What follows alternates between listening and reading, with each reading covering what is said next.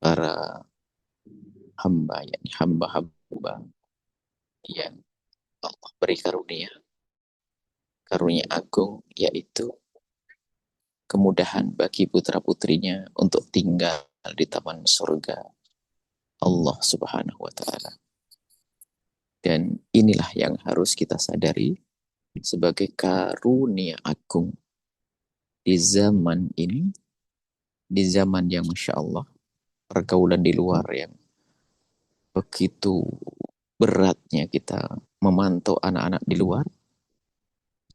Akan tapi Allah yang Maha Kasih setelah memberikan kepada Anda karunia putra dan putri, setelah itu Allah mudahkan Anda untuk menjaga putra-putri Anda, yaitu Allah beri kemudahan dan kemauan kepada putra-putri dan Anda untuk menghantarkan putra-putri Anda ke pesantren. Artinya disinilah insya Allah tempat keselamatan anak-anak kita. Dan harus kita sadari kalau ini nikmat agung. Sebab kalau di luar pondok pesantren, subhanallah, problem teramat banyak, permasalahan banyak sekali. Dan kalau kita jejer, permasalahan-permasalahan di luar pondok pesantren, mulai dari handphone, kemudian apa yang ada di dalam handphone, pergaulan, dan seterusnya, habisnya waktu hanya untuk iseng di luar sana. Ternyata kalau kita jejer dari permasalahan di luar pondok pesantren, mungkin bisa kita katakan 70% lebih dari itu, bisa lebih terpangkas, terselesaikan di saat anak kita masuk pondok pesantren. Kita tidak usah bingung urusan handphone mereka, pergaulan mereka, dan lain-lainnya. Lebih dari itu, mereka telah menjadi sebab kita kaya raya di akhirat dengan kebaikan yang mereka lakukan, bacaan Al-Quran mereka, sholat tahajud mereka, zikir-zikir mereka, bahkan dan semua gerak-gerik perilaku mereka di taman surga ini akan jadi pahala untuk orang tua. Ini harus kita sadari. Dan harus bisa kita sadari nikmat ini agar kita semakin bersyukur. Kalau anak kita di luar, subhanallah, nyuruh sholat kadang susahnya setengah mati. Belum lagi handphone, apa yang didengar, apa yang dilihat, apa yang dibaca oleh anak-anak kita lewat handphone. Temannya siapa, kita tidak bisa membatasi. Kalau sudah keluar dari pintu rumah kita pun, mereka bisa bergaul dengan siapa saja. Nah, di saat Anda dan pasangan Anda kemudian bersepakat dengan putra-putri Anda untuk masuk pada pesantren, maka itu adalah karunia agung yang Allah berikan kepada Anda. Dan semoga Anda dan putra-putri Anda adalah kelak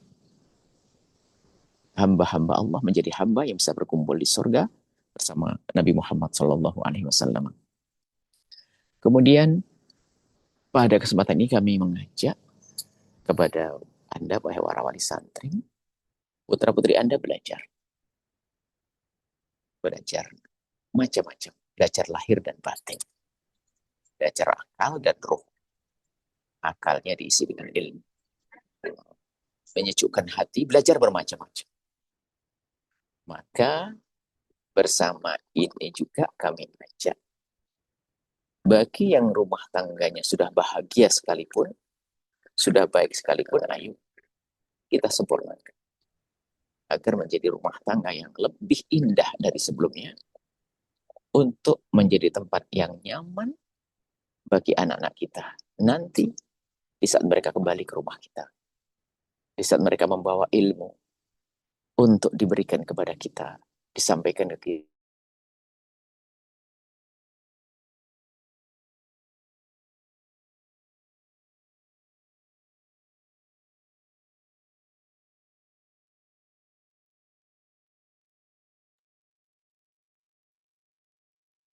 Sinyalnya.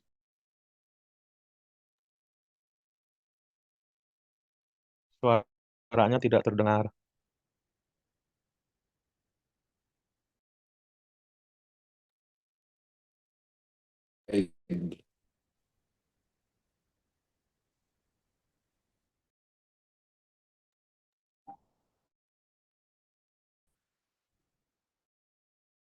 Mana?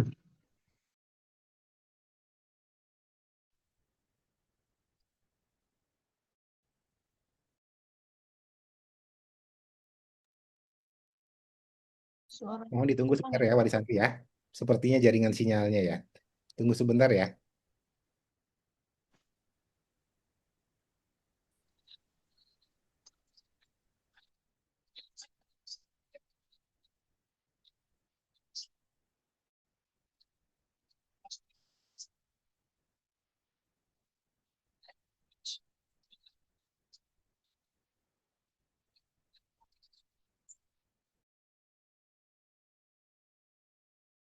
Nga ba là ủa giống mà mấy lần nhiều thường.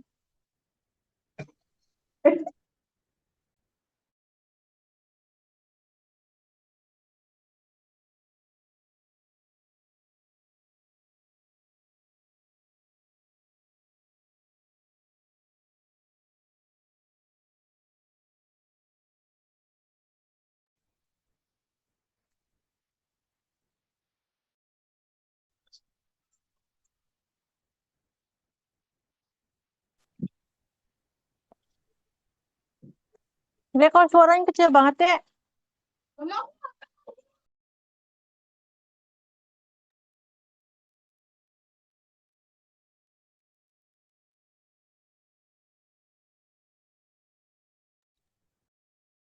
Mohon maaf, sebentar ya Bapak Ibu yang dirahmati Allah. Ini kebetulan sinyalnya yang di Buya kemungkinan sedang kurang bagus, jadi ini sedang apa sih dikondisikan ya. Mohon ditunggu sebentar.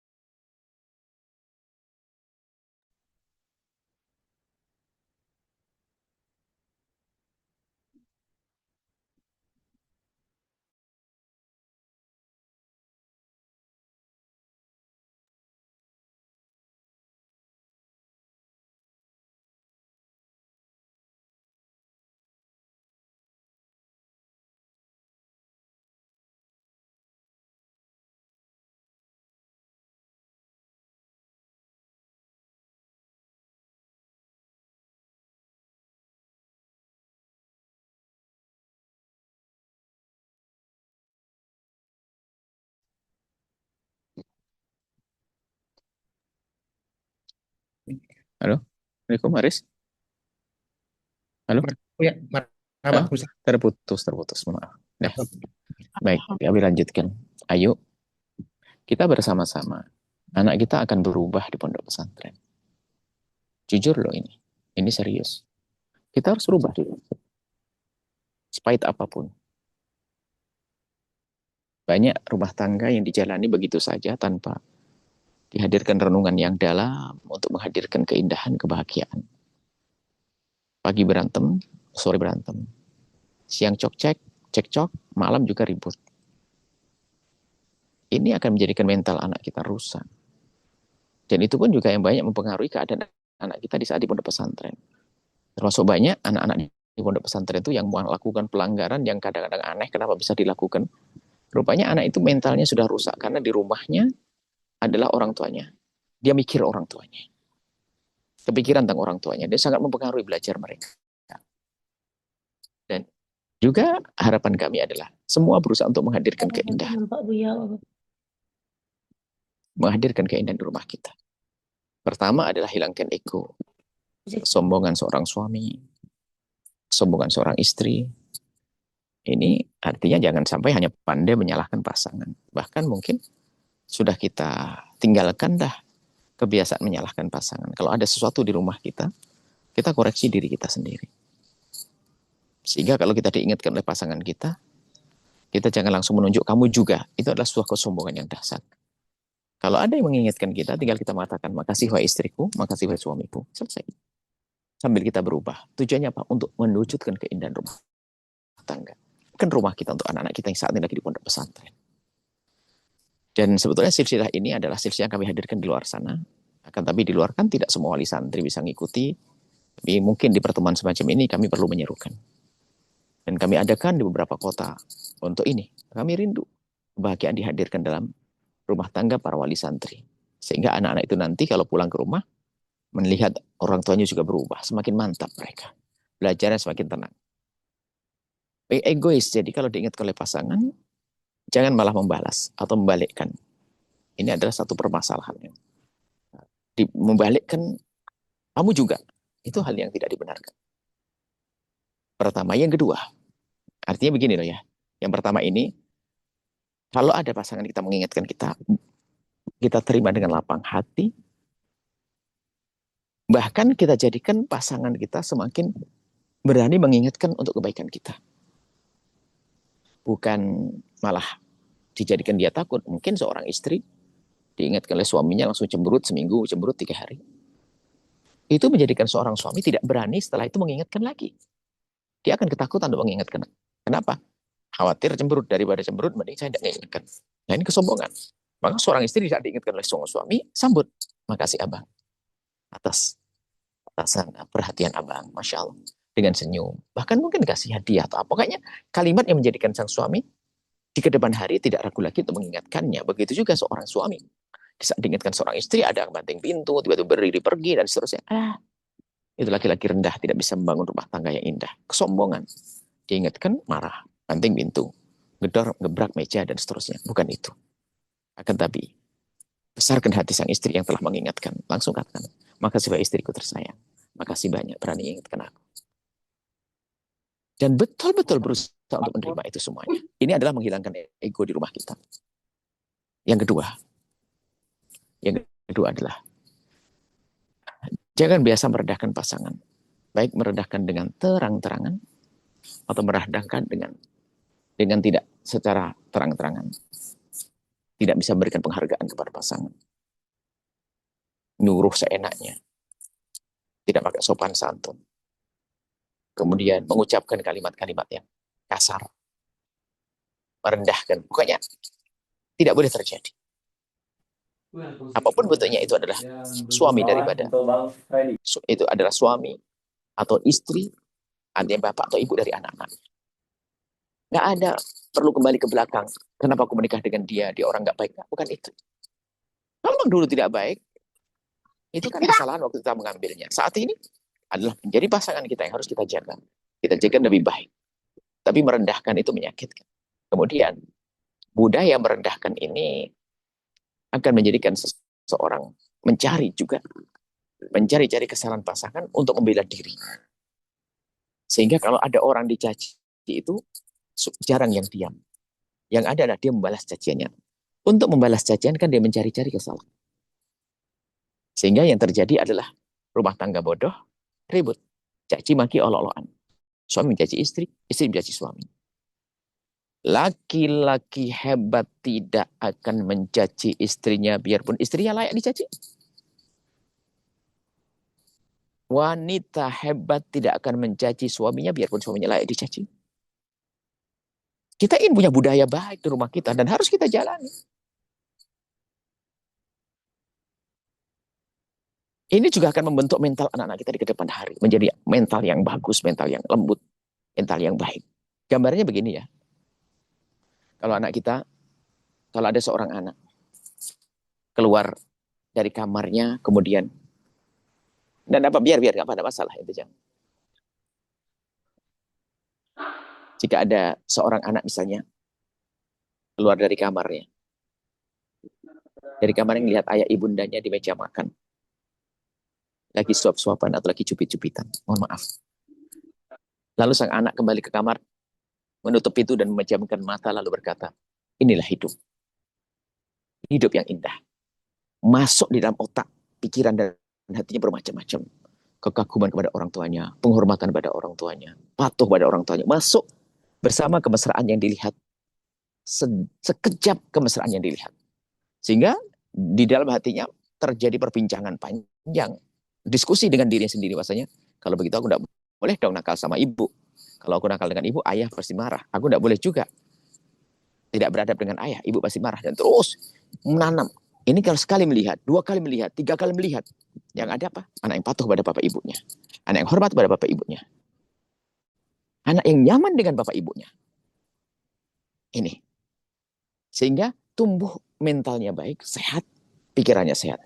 Di saat mereka keluar ke sekolahan, kalau ada permasalahan, dia biasa hidup tenang, dia nggak mudah tersinggung, nggak mudah emosian, marah. Dicaci sama orang tersenyum saja. Hanya mikir, kenapa nyaci saya? Apa urusan? Jadi, dia mudah menata hatinya. Tapi coba, di rumah sebelah, tetangga sebelahnya, seorang anak, gadis misalnya, buka pintu kamarnya. Lalu melihat abah ibunya berantem. Apa yang terjadi pada diri sang anak? Kecewa dia. Lalu berkata dalam hatinya, lanjutin sampai pagi. Tiap hari rame, berantem. Itu tontonan pertama, kedua, ketiga, terus apa yang tertanam di benak, di otaknya. Tertanam di otaknya dan di benaknya, di pikirannya adalah kalau ada masalah ya ribut. Terus begitu, jadi nggak ngerti solusi yang baik itu seperti apa. Dia melihat, dan itu akan mempengaruhi mentalnya juga, pikirannya juga, kebiasaan juga. Sehingga waktu berada di sekolahan, kalau dia punya masalah dengan temannya, ya ribut, caci maki, berantem. Karena memang ada contohnya di rumah. Makanya kalau ada anak berantem di luar itu, anak muda berantem di luar, jangan disalahkan serta-merta anak tersebut atau lingkungannya. Tidak. Tanyakan di rumahnya seperti apa. Di rumahnya bagaimana. Ini belum nanti kalau kita lanjutkan hidupnya. Generasi selanjutnya, mereka menikah. Anak ini menikah. Coba. Setelah menikah, biarpun suaminya sangat baik atau istrinya sangat baik, tetap manusia. Punya kesalahan sedikit, permasalahan sedikit.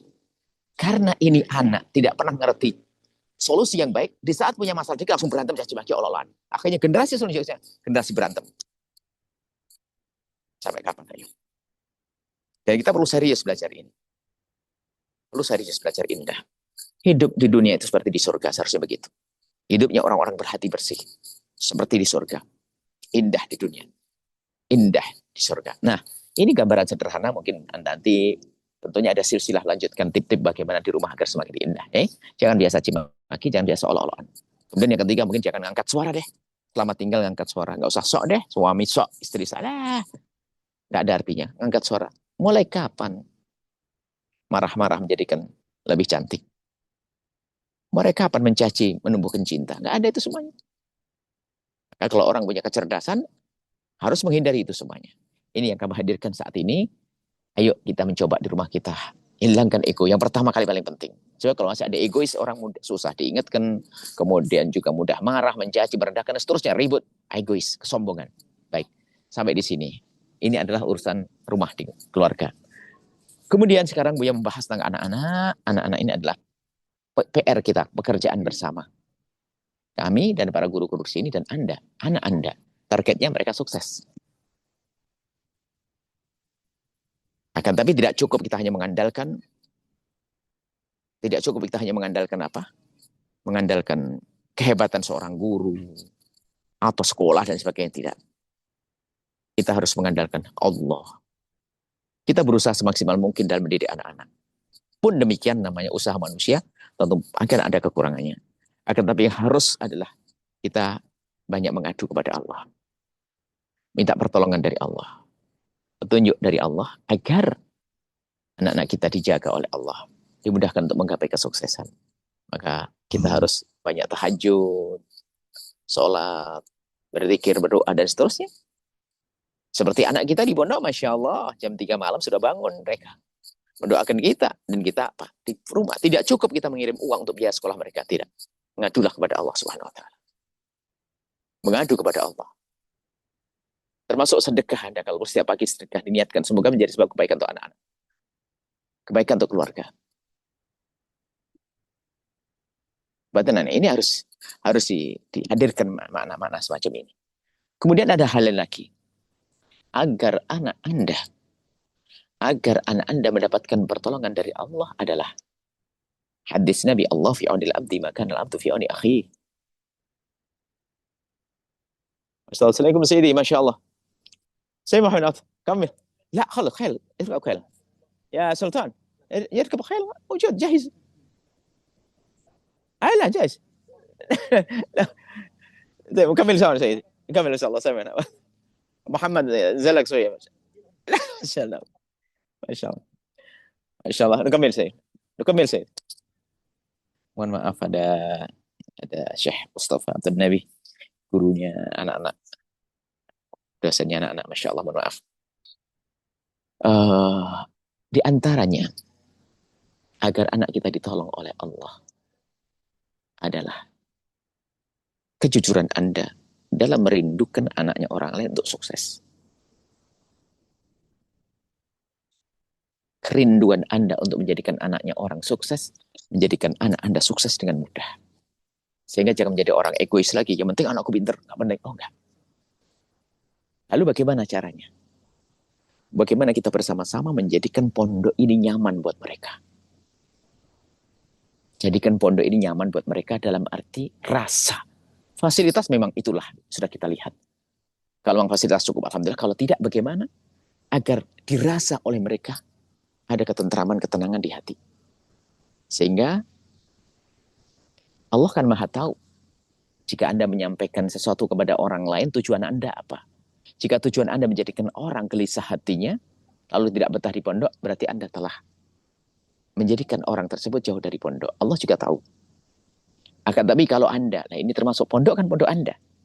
Jangan katakan pondok Buya Yahya. Bukan, ini pondok kita bersama. Tapi kalau mungkin Anda punya usulan agar pondok semakin baik, tentu dengan jalur yang benar, sampaikan pada guru, pengurus, dan sebagainya. Tapi kalau ada dulu, dan sekarang sudah tidak ada, insya Allah baik semuanya. Ada wali santri yang Anda lihat saja anaknya sudah dididik. Wali santri ada kalau ngomong adalah bahasa provokasi yang menjadikan orang pada kuda, saling prasangka buruk kepada pondok dan seterusnya. Ada wali santri semacam ini, ya tidak akan ditolong anaknya. Kan urusan kita dengan Allah. Semuanya berusaha semaksimal mungkin untuk mendidik anak-anak. Ada wali santri dulu yang selalu kalau membicarakan tentang pondok, Masya Allah. Akan sampai suatu ketika para wali santri ingin mengeluarkan mereka, orang ini dari grup. Karena kalau membawa berita, selalu berita yang tidak baik. Kami hanya sampaikan, kasihan anaknya nanti. Allah kan maha tahu. Ada kegelisahan di anak. Akan hilang ketentraman di hati sang anak. Kenapa? Orang tuanya tidak menjadikan orang lain tenang. Maka Allah pun tidak akan berikan ketenangan di hati anaknya. Makanya kalau Anda mau berita, jangan sampai berita menjadikan orang gelisah, apalagi fitnah dan sebagainya. Atau hanya suara belum pasti tentang pondok, kekurangan pondok langsung Anda sampaikan. Kalau Anda menemukan kekurangan, kan pondok Anda, ayo kita selesaikan bersama. Tapi kalau menjadi bahan obrolan yang menjadikan orang gelisah dan sebagainya, urusan Anda dengan Allah. Ini kami ingatkan. Anak Anda ada di pondok. Maka hendaknya Anda ini harus punya kemauan besar untuk menjadikan pondok ini bisa lebih bagus, sehingga anak di dalam pondok menjadi lebih nyaman. Bukan anak kita tok. Di generasi selanjutnya, anak-anak setelah anak kita di situ, mereka bisa lebih nyaman. Makanya, hati-hati Anda dengan sebagian wali santri, dan Alhamdulillah tahun ini sudah berlalu, mungkin beberapa tahun yang lalu, subhanallah selalu ada provokasi, omongan yang aneh-aneh, sampai ada yang mengatakan apakah dikeluarkan saja dari grup? Jangan dikeluarkan. Lebih baik bagaimana diingatkan dengan cara yang baik. Kalau dikeluarkan kan tambah jauh. Kita tidak ingin ada orang keluarga kita jauh dari kita. Kalau ada kesalahan kita ingatkan. Nah, jangan sampai naudzubillah. Nah, kalau ada ini, dan semoga grup ini grup baik-baik semuanya. Dan kami sampaikan bahwa lihat di sana ada orang yang anaknya tidak di pondok ini. Ponakannya juga tidak. Nggak ada anaknya di pondok. Akan tapi perhatian dengan pondok luar biasa. Perhatian dengan pikirannya. Perhatian dengan hatinya. Perhatian dengan tenaga. Bahkan perhatian dengan hartanya ditumpahkan. Bukan puluhan juta, ratusan juta. Bisa saja miliaran diberikan. Padahal anaknya tidak ada di pondok. Kenapa? Mereka rindu kemuliaan. Lalu bagaimana dengan kita yang anak kita ada di pondok? Ini pondok-pondok kita. Mungkin anak kita masukkan di saat pondok masih merintis. Sehingga belum banyak fasilitas. Akan tapi ketahuilah, anak kita akan keluar dari pondok ini. Berkat rintisan kita inilah. Terus keberkahan Allah hantarkan kepada anak kita. Anak kita. Sehingga anak kita belajar melanjutkan. Selanjutnya akan mudah. Kenapa? Berkat kita yang merintis ini. Dan kami masih ingat waktu kami belajar. Kami belajar dulu di pondok pesantren. Waktu di Dalwa. Kami mondok di sana. Waktu kami belajar, Masya Allah fasilitasnya hanya ada berapa. Aduh, Masya Allah. Kalau ada hujan, kalau kita lagi belajar, kalau hujan turun begitu, mesti senyum tolah-toleh. Kenapa? Langsung hujan turun, kaki, langsung kita berdiri. Karena nggak bisa duduk, karena pasti basah. Kaki sampai ke mata kaki nanti itu banjir. Kalau hujan pasti begitu. Dan kalau ini serba kekurangan. Akan tapi, hari ini, semua yang belajar di sana merindukan suasana saat itu. Yang katanya serba kekurangan. Rindu untuk bisa hidup di zaman itu. Karena apa? Zaman itu adalah zaman merintis. Memang seolah-olah adalah capek, pahit, akan tapi manisnya nanti dirasa. Artinya apa? Kalau Anda saat ini bersama-sama, ayo. Ini pesantren Anda. Anda besarkan, Anda pikirkan. Bukan saja sekedar Anda menyekolahkan anak lalu bayar. Bukan urusan bayaran. Kadang-kadang urusan bayaran seolah-olah kita jual beli. Bukan. Kita tolong menolong dalam kebaikan. Makanya kalau orang tua itu gayanya gaya jual beli, itu susah anaknya dididik. jual beli. Kan saya bayar, maunya apa? Ini susah, bukan itu. Kita ingin membangun pondok ini agar terjalin ikatan baik antara kami dengan Anda wali santri, kami dengan guru-guru, guru-guru dengan Anda dengan anak-anak Anda, kami dengan anak-anak Anda. Jalinan satu keindahan, kebersamaan. Bukan kita seolah-olah ke pasar beli ini, saya beli daging dan sebagainya. Oh, tidak. Akan tapi memang ada satu dua manusia semacam itu, memang dia tidak menyadari bahasanya ini adalah membangun suatu proyek raksasa untuk menyelamatkan umat. Pahlawannya adalah anak Anda. Pahlawannya adalah Anda. Harapannya adalah sukses di akhirat nanti. Di dunia juga. Maka kami himbau, tolong para wali santri, jangan sampai ada seperti yang pernah terjadi zaman dulu. Pada waktu itu, wali santri yang menyampaikan hal-hal. Jahis, sini. Jahis, kudanya. Marhaba, naaf.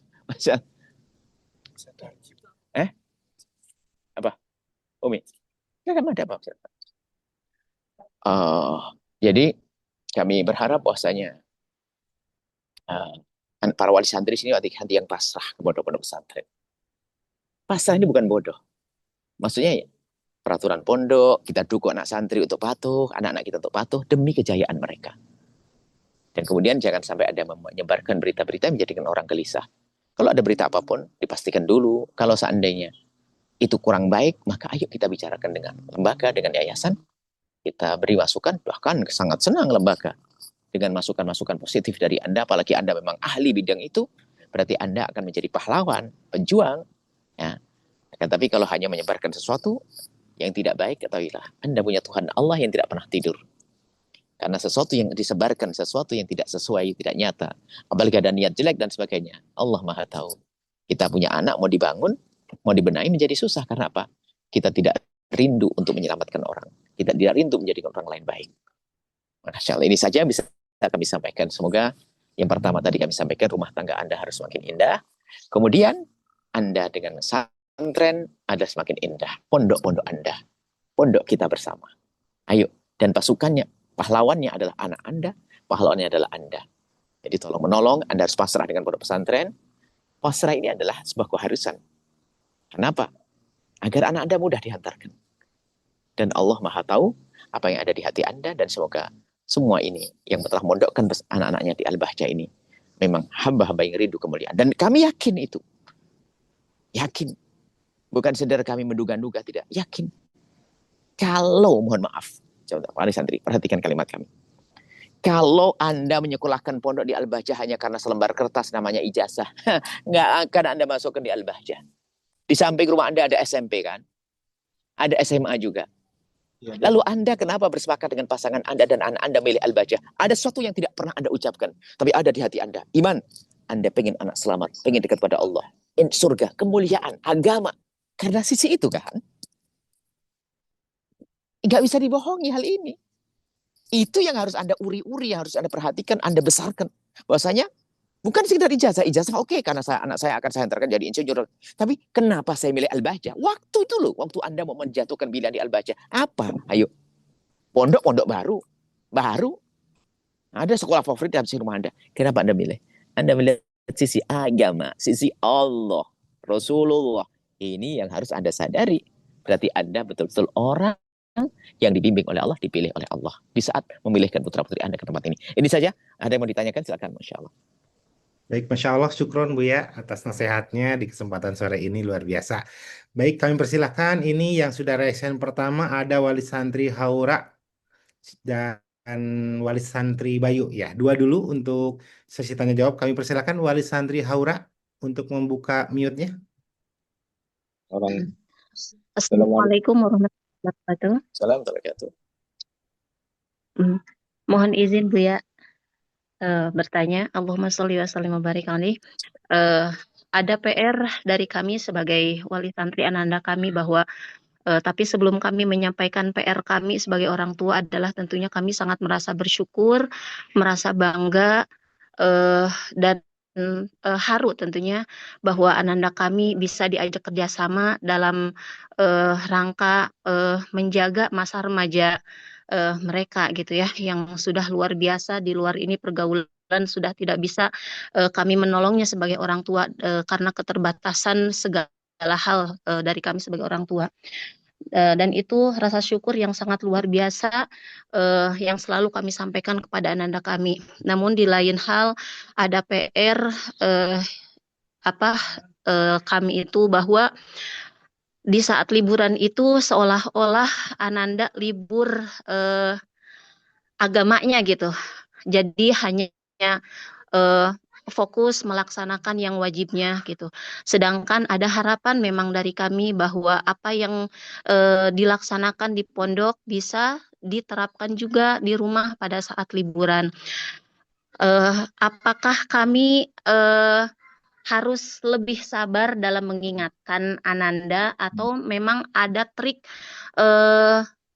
yang harus kami sampaikan ke ananda di saat liburan nanti di rumah, karena sampai di hati kami itu terbersit seperti ini. Apakah liburan ananda harus di pondok saja ya? Karena ternyata di rumah pun belum kondusif gitu, belum kondusif. Ataukah kami yang terlalu terburu-buru sebagai orang tua ingin cepat-cepat ananda kami itu terlihat dalam hal syariatnya itu sudah sesuai dengan apa yang kami inginkan.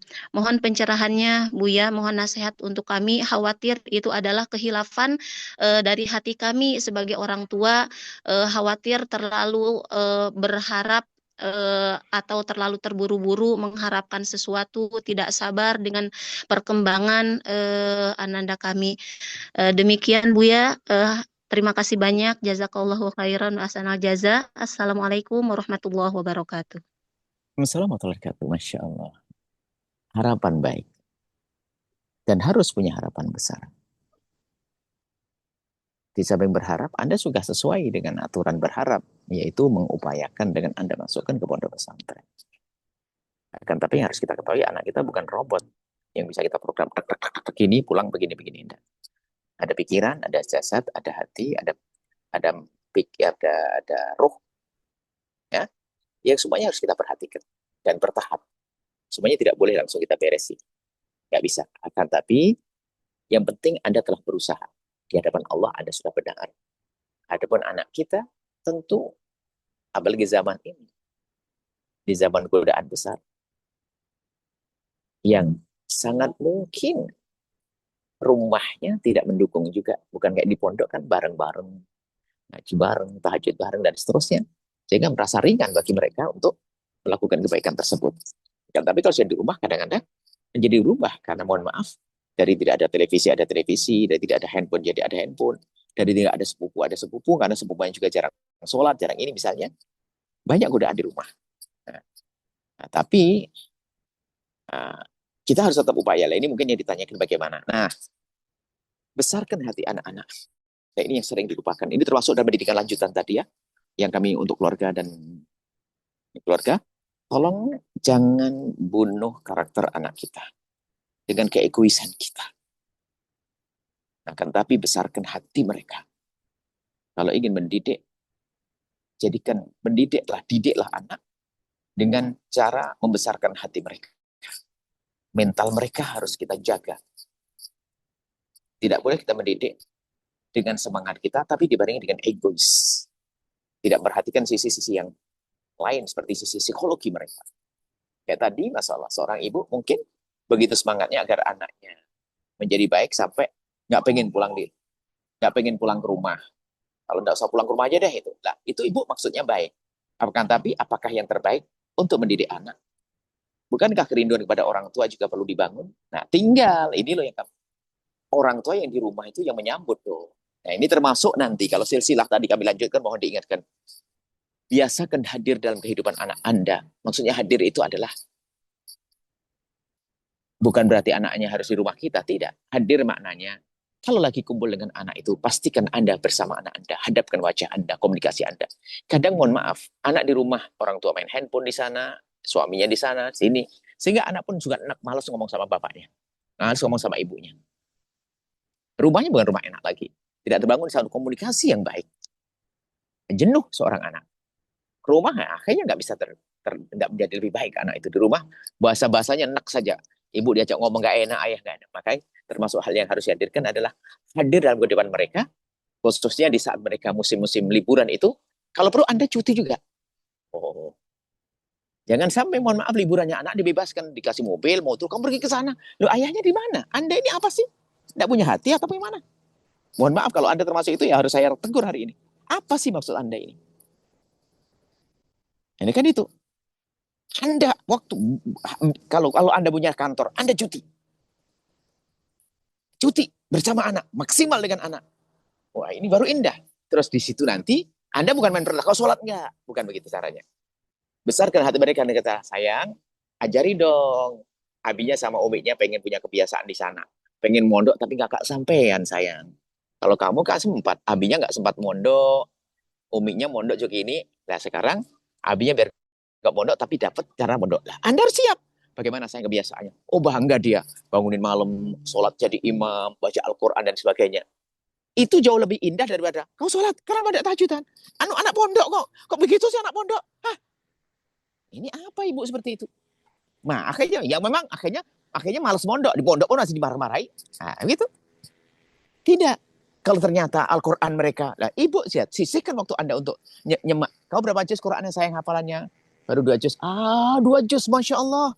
Ajib. Oke. Sekarang kalau lagi liburan nanti, 2 juznya itu Umi pengen denger. Kan seneng, ayo. Simak sama umiknya, yuk. Teratur umiknya. Dan jangan gampang nyalain, oh luar biasa. Biarpun banyak macet. Masya Allah, sudah luar biasa. Apalagi nanti kuatin lagi. Jadi, jangan biasa kita mematahkan hati anak-anak kita. Mohon maaf, ini kebiasaan orang tua loh ya. Contoh begini loh, Anda nyuruh putri Anda, yang Dede atau Kak, tolong sapu ya, bantu Umi nyapu ya. Ya, Mi. Setelah nyapu, ternyata di bawah meja itu ada kotor. Apa kata Uminya? Kak, siapa nyapu? Kakak nyapu tadi ya? Iya, Mi. Kalau nyapu yang bersih, kalau nggak bersih, mending nggak usah nyapu sekali. Loh, kenapa kau pakai bahasa gitu? Ini kan kebiasaan ibu-ibu. Kenapa pakai bahasa itu? Kenapa tidak ngomong, sayang makasih, sudah disapu ya, Masya Allah, makasih, cantik, soleh gini. Tapi nanti sayang ya, kalau mau nyapu lagi, sampai sini dong. Gitu kenapa sih ngomong indah kok nggak bisa? Ya karena kita terdidik tidak indah selama ini. Nah, kurang lebih seperti itu. Maka kalau anak pulang, besarkan hati mereka. Jangan kerdilkan. Kenapa sih kamu anak pondok kayak gitu sih? Dia manusia, bisa salah dong. Apalagi dulu kebiasaan di luar memang tidak baik. Dia membuat perubahan di pondok itu berat sekali. Di pondok berubah, balik lagi keluar, ada perubahan lagi menjadi tidak baik. Ya namanya berubah harus perlahan. Maka support dari orang tua. Jangan kerdilkan anak Anda. Itu saja. Anda sarai. Terjemahkan makna jangan kerdilkan. Justru besarkan. Anda mungkin tidak bisa baca Al-Quran. No problem. Tinggal pura-pura aja baca Al-Quran. Mana sih, Dek? Ini halaman ini ya. Masya Allah. Gini-gini. Padahal nggak bisa baca ibunya. Masya Allah. Masya Allah. Ini. Nggak ada masalah. Itu kurang lebihnya seperti itu. Tolong. Jangan biasa mengkerdilkan anak. Pelanggaran dibandingkan. Anak pondok kok masih begitu. Sakit hati dia. Nah, gitu. Tidak. Bukan begitu. Jangan kerdilkan. Akan tapi lebih baik dengan bahasa. Besarkan hatinya. Seolah jadikan guru sayang. Banyak ibu belajar dari anaknya. Sekarang Umi juga belajar dari kamu. Kan kamu mondok, kamu sudah belajar banyak. Ayo ini. Allah. Anak bangga. Anak senang. Bahkan nanti anak kalau mau pulang liburan sudah nyiapkan. Nanti Umiku mesti tanya ini. Abiku tanya ini. Sampai di rumah. Ibunya jarang ketemu. Main handphone. Apa ini ibu begitu misalnya. Kurang lebih seperti itu. Semoga Anda nanti saat menghadapi anak Anda jangan menghadap anak Anda kayak malaikat. Nggak ada salahnya, enggak. Justru di saat mereka melakukan kesalahan, bagaimana sikap Anda? Itu juga terjadi, guru-guru di pondok juga begitu menyikapi mereka. Jadi Anda ada kesalahan, jangan langsung dibandingkan, oh anak pondok masih gitu. Tapi kan masih banyak kebaikannya. Tinggal dengan kesalahannya itu, yuk kita giring halus dengan cara yang indah, bukan mengkerdilkan, mematikan mental mereka. Itu saja insya Allah. Semoga Allah mudahkan kita dalam diri anak-anak kita. Allah alam bisawab. Baik, terima kasih Bu ya. Baik, selanjutnya untuk yang penanya tadi sebelumnya ada Wali Santri Bayu ya, sudah kami sebutkan dari awal ya. Wali Santri Bayu. Oh, nampaknya sinyalnya ya dari tadi naik turun ya. Ya, Assalamualaikum. Silakan Wali Santri Bayu. ya. Assalamualaikum. Assalamualaikum warahmatullahi wabarakatuh. Waalaikumsalam warahmatullahi wabarakatuh. Buya, ini dari wali santrinya si Bayu, Muhammad Bayu Ramdhani. Ini minta solusinya Buya. anak saya pokoknya setiap minggu itu ada aja jadwalnya sakit. Terus sekolah pun jarang itu. Makanya yang jadi saya khawatirkan di rumah jadi pikiran orang tua. Gitu Bu ya. Mohon solusinya Bu ya. Begitu aja Bu ya. Assalamualaikum warahmatullahi wabarakatuh. Waalaikumsalam warahmatullahi wabarakatuh. Dalam keadaan semacam ini kita perlu percaya kepada bagiannya. Tinggal apa diagnosa, apa petunjuk dokter. Nah, kalau petunjuk dokter memang aman-aman saja, berarti anak ini, makanya Anda bicaranya beda dengan dia. Kalau ternyata anak ini baik-baik saja, antara dua. Bukan masalah fisik yang sakit, akan tapi mungkin mentalnya tidak stabil. Atau, mohon maaf, satu berbohong. Yang lain lagi adalah berbohong. Nah, di saat kita harus punya mereka-reka. Putus. Mereka-reka. Jadi kita mereka-reka cara permasalahannya apa. Inilah. Kalau ternyata masalah psikologi, nanti berarti perlu nanti diajak duduk manis oleh ahlinya. Mungkin ditemukan kepada gurunya. Bisa dengan kami dan sebagainya. Diajak ngobrol nanti akan ketemu. Kalau memang masalah mental, permasalahan mental. Kalau permasalahan bohong nanti pun kita tidak perlu memarah-marahi dia dari sisi, tinggal nanti bagiannya kita ajari jujur dan seterusnya. Kita pernah dulu, waktu kita masih di pondok kan mulai jadi pengurus waktu dipanggil itu. Jadi pengurus itu ya akhirnya nganterin anak sakit. Betul. Dikit-dikit sakit. Masya Allah. Sakitnya pun parah banget sampai tidak bisa bergerak. Akhirnya dibawa ke dokter. Akhirnya sama dokternya itu diangkat kepalanya begitu. Cuman tidak terlalu tinggi begitu. Terus dokternya itu ngambil sesuatu. Setelah ngambil sesuatu tuh melihat pasien ini. Rupanya dia mengambil sesuatu itu bukan dengan mengambil. Dia sengaja seperti itu. Lalu berbisik kepada kami. Ustadz, dia tidak sakit. Kalau dia sakit, nggak akan mungkin dia bisa tegak dalam keadaan semacam itu. Jadi dia itu lemes itu pura-pura. Nah, maka di saat kita tahu semacam itu, ya kita akan disusul ada orang tuanya. Bahwasanya anaknya tidak sakit. Karena apa? Di saat diangkat sedikit itu dia bisa ngangkat lehernya. Mestinya kalau seperti yang selama ini tadi dilihat di pondok, lemes banget nggak akan mampu. Berarti dia tidak sakit. Nah, akhirnya telah dia amati, memang anak lagi tidak kerasan di pondok, pengennya cepat pulang. Sebab alasannya paling gampang kalau pulang itu adalah sakit dulu. Dan ini perlu nanti ada kerjasama dengan orang tuanya. Dan laki-laki jangan dikerdilkan juga. Kita mengatakan kok dusta, kok bohong, ya enggak. Barangkali ada sakit tersembunyi kita tidak tahu. Dohirnya memang tidak sakit. Ternyata memang masalah yaitu, memang anak ini kalau punya pengen pulang sakit, pura-pura sakit. Sehingga akhirnya ngerti senjatanya. Kalau mau pulang sakit dulu. Dan itu pernah terjadi juga di pondok pusat itu. Sehingga waktu itu akhirnya kita putuskan. Kalau sakit tidak boleh pulang. Sehingga ternyata gara-gara sakit nggak boleh pulang, langsung berkurang yang sakit. Kalau anggap saja hari ini sakit biasanya 30. Di saat kita katakan, biarpun sakit nggak ada yang pulang. Dan orang tuanya sudah sepakat, nggak usah pulang. Ternyata langsung jadi 10 yang sakit. Karena memang karena apa? Ngerti biarpun sakit nggak boleh pulang. Nah, itu kadang-kadang memang ada anak sakit sedikit digede-gedekan hanya untuk bisa pulang. Nah, tapi ingat, itu semuanya mungkin. Yang nggak boleh adalah kita langsung memastikan anakku udah benar, anakku pembohong, anak ini. Atau seorang guru memastikan kau pembohong dan sebagainya. Tanda-tanda bohong olehlah. Tapi tetap kita harus mencari sebab-sebab yang lainnya. Nah, Anda tidak usah terlalu khawatir, tinggal sekarang kerjasama yang baik antara Anda dengan guru. Makanya komunikasi aktif. Kalau memang pulang, nanti cek sakitnya kayak apa. Jangan-jangan sakit beneran loh ya. Kalau ternyata sakitnya mental, ya kalau sakitnya di sana, di pondok sakit di rumah sehat, di pondok sakit di rumah sehat, di pondok sakit rumah sehat, ini perlu ditanyakan. Apakah sakit beneran, antara bohong atau masalah psikologi. Jadi merasa rindu sama orang tuanya sampai sakit dan sebagainya. Nah, yang bisa menyelesaikan ini adalah kerjasama yang baik. Nah, jadi kerjasama yang baik nanti diajak. Ya mungkin kita libatkan psikolog, dokter medis yang serius. Kemudian setelah itu orang tua harus bisa nerima. Apa yang telah diputuskan oleh pondok misalnya, orang tua anak Anda tidak usah dibawa pulang. Biarpun sakit kayak apapun, berarti sudah dikira-kira. Tinggal nanti orang tuanya nyupport dah mungkin vitamin dan sebagainya, biarkan di pondok. Nah, jadi jangan dikit-dikit diambil juga. Kadang-kadang orang tuanya betul kayak tadi kepikiran misalnya nggak tega kan sakit. Padahal sakitnya belum tentu beneran. Padahal sakitnya belum tentu fisik, masalah mental. Nah, kalau masalah mental nanti perlu diajak duduk manis, ngobrol ustadznya, ada buat pendekatan dan yang lainnya. Kurang lebih seperti itu. Nanti kalau Anda punya anak, yang dikit-dikit sakit, Anda harus tahu bahwasanya mungkin betul sakit. Karena dokter kan belum tentu mengetahui semuanya. Akan tetapi di saat menurut dokter kok tidak sakit, ya kita percaya. Mungkin masalah psikologi atau dia berbohong. Dan waktu Anda dikatakan anak Anda berbohong, Anda tidak usah marah. Justru sekarang ketahuan kekurangan anak Anda. Artinya apa? Yuk kita selesaikan gimana? Mungkin nasihat kita selama ini tentang kebohongan. Jangan mengatakan anak kita kayak malaikat. Kok anakku dibilang bohong dan sebagainya. Ada loh orang tua. Anak Anda tidak sakit, Pak. Memang anak saya bohong. Oh bukan, Pak. Ada tanda-tandanya. Nah, makanya kalau orang sudah membentak ini nggak bisa diajak kerja sama. Nggak bisa beres dong anaknya. Kalau anak saya bohong terus gimana Ustaz caranya? Baru nanti. Nah, nanti bisa kerja sama. Sehingga waktu pulang pun diperiksa dokter nggak sakit. Berarti dia ketahuan, kamu nggak sakit sayang. Biar dia sendiri menilai. Maksudnya ini, tidak ada cara kecuali kerjasama yang baik. Di saat putra Anda bisa dibilang bohong, Anda tidak usah marah. Siapa sih nggak dosa dari anak kita? Anak kita pasti ada kesalahan. Ada yang bohong, ada ini, ada itu. Kebetulan ketahuan anak kita lagi bohong. Tinggal bagaimana kita menyelesaikannya. Nggak usah tersinggung sebagai orang tua. Justru ketahuan penyakitnya di situ. Satu sisi ya alhamdulillah berarti nggak sakit beneran. Tapi sedih kenapa dia berbohong.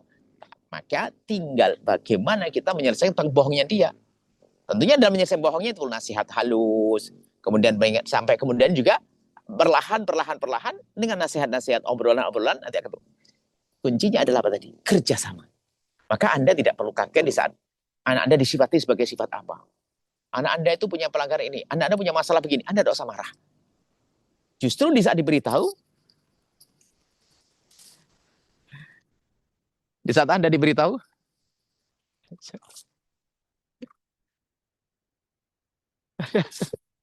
Masya Allah, saya Mustafa naik kuda, Masya Allah.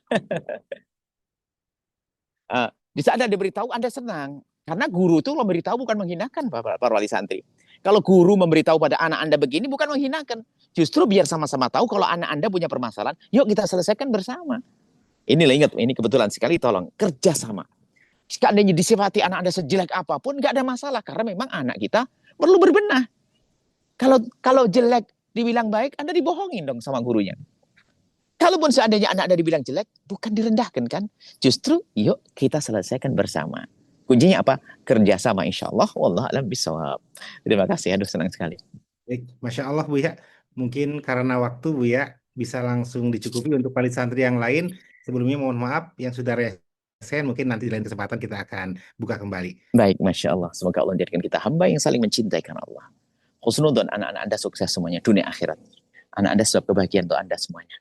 Allah muliakan kita semuanya, muliakan dunia akhirat, guru-guru yang mengajar, pembimbing, mudahkan. Dan semoga Allah menjauhkan ini dari menfitnah dan difitnah. Semoga Allah memilih Anda semuanya menjadi pejuang baginda Nabi, baik di Al-Bahjah atau di luar Al-Bahjah. Menjadi pejuang Rasulullah yang tulus, ikhlas, saling mencintai karena Allah, panjang umur, bahagia di rumah tangga, bahagia di dunia hingga kelak surga. Al-Fatihah.